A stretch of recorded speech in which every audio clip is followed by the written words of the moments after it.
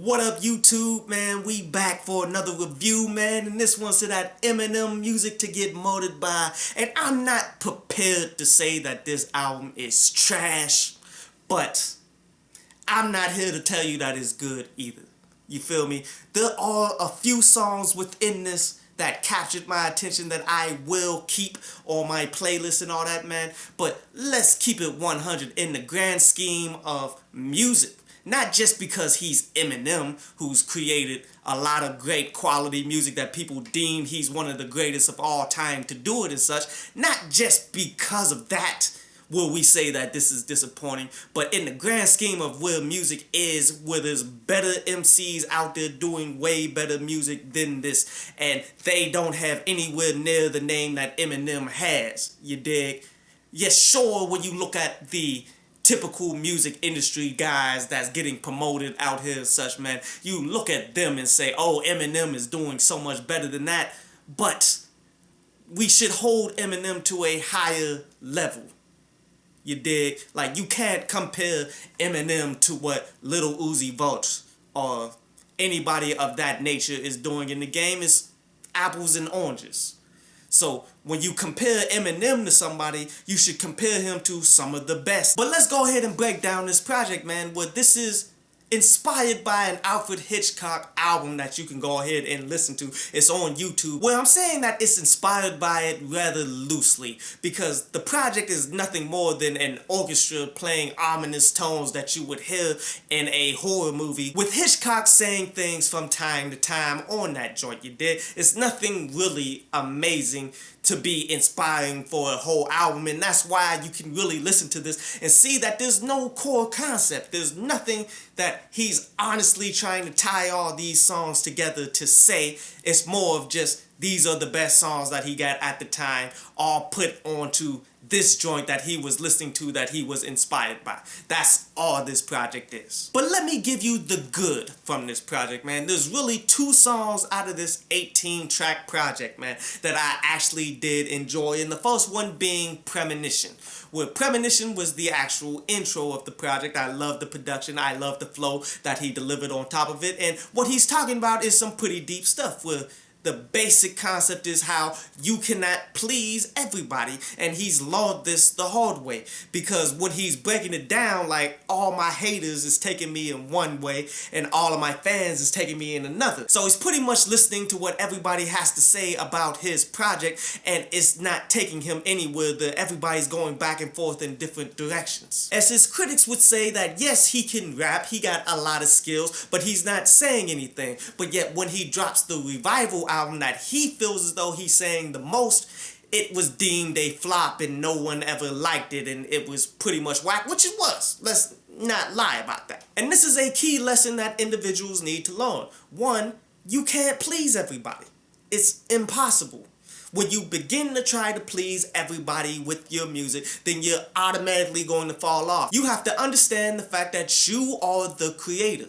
Everybody else is just listening to what you got to do and reacting off of it. For better or worse, you got to just put forth the best of what you got out there and try to find inspiration where you go, and quit listening to what everyone else got to say, because clearly they're not you, they're going based off of you. And the only other song that I would recommend off this project would be Stepdad, and that's more because it's reminiscent of the caliber of work that he used to deliver. Like, when I listen to it, I'm like, yeah, this is the same kind of feel that you would get from a Cleaning Out My Closet project that he did a long time ago, where he's delving into super personal things that individuals go through as he's feeding his core base. As the concept of this song is fundamental, everyone should know this. He hates his stepdad as he's going through a story that he's telling us that probably is not about him, at least not all the way, where he's talking about stepdad that this person is having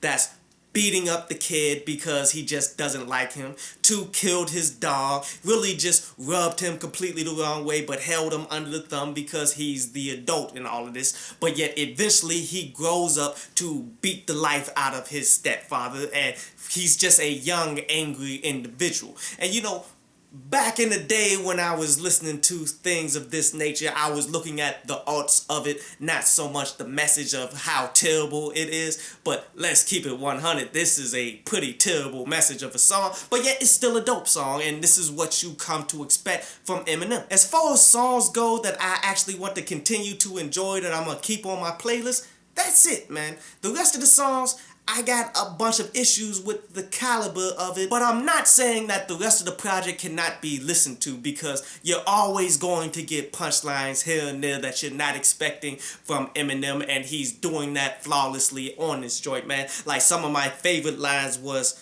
they used to call me B-side, how they flipped over my tape.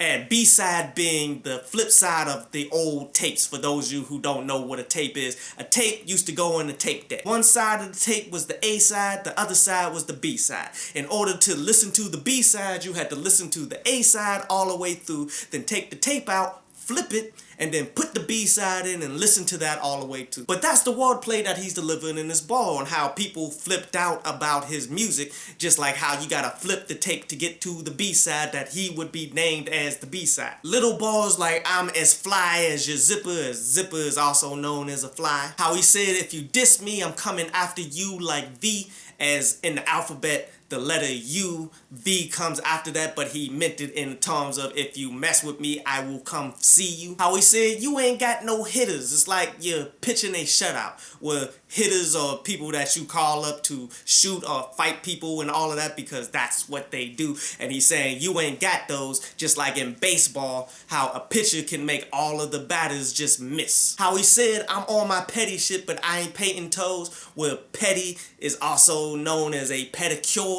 These types of bars can be found all the way through this entire project, you did, making it a worthwhile listen just to catch these bars, but yet none of these bars actually save these particular songs that I'm just not interested in. And let's go on that. These songs that's ultimately messing up this whole thing, well, there's way too many to actually talk about. But let's start with Unaccommodating, where this is him getting Young M.A. on the track, where that's one person that I never thought Eminem would be featured with.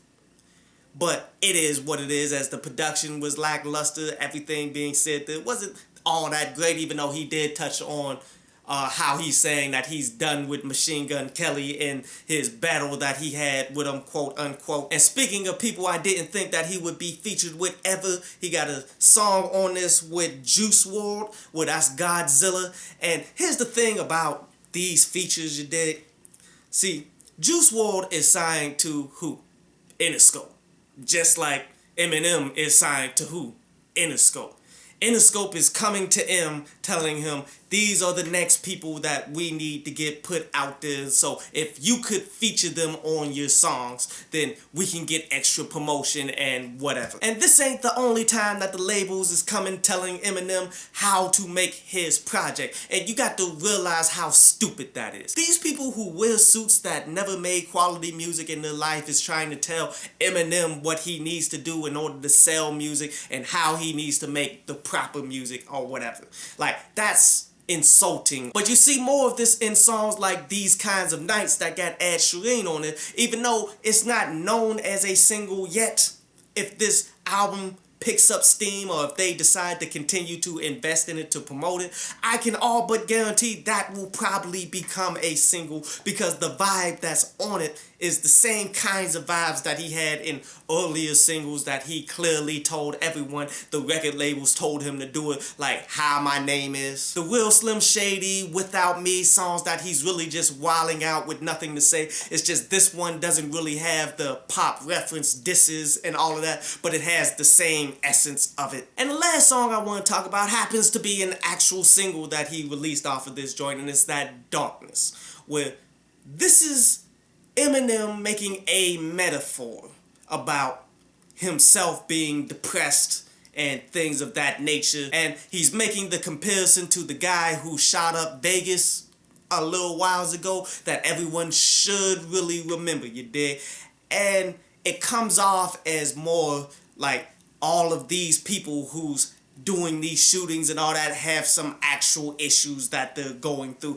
And am I saying that it comes off as sympathy? that he's doing for this? Somewhat, yes. Like, I really see that this is him trying to get better favor with his base that he pissed off, because clearly his fan base are the people that follow Donald Trump. So he's trying to do songs like this without overtly saying that I'm sympathetic with it, so that he can get them back to buy records. You don't believe me? Tell me how many political references he actually delivered off of this project. And that's really because his fan base let him know we not rocking with you if you gonna go against what we all about. And for that reason, I simply just can't rock with this song. And this project, I just wasn't rocking with it just based off of the caliber of it. Overall, give this joint, man, a 4 out of 10. Rather disappointing, but I kinda should have expected it. Like, M is all but over the hill.